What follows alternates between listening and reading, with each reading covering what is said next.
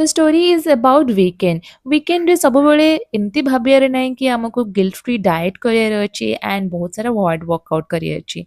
It is okay to permit our body to get it slow down and to heal from within. Progress रो माने नुहे कि सबुबले non stop निज body को पुश करार अच्छी.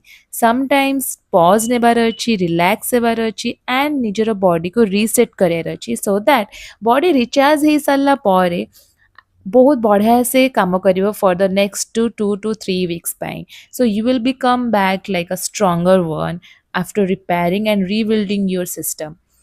समटाइम्स वीकेंड रे निजको हाइड्रेट करार अच्छी, टिके एक्स्ट्रा टाइम सोइले भी इट इज फाइन एंड किछि यम्मी डिश बने कि निजर फैमिली सहित टाइम स्पेंड करबा भी बहुत इम्पोर्टेंट. ता सहित निजको पैम्पर करबा भी बहुत बहुत दरकार बिकॉज यही सब छोट छोट जिनस निजर बॉडी को काम करिथाए एंड रिचार्ज करिथाए सो दैट जब भी आम नेक्स्ट वीक रू निजर बॉडी को स्टार्ट करबा for the hard work and to continue with the clean fooding आम बॉडी सेतेबेले रिलैक्स हो सारी. So not forget to calm your body in the weekends.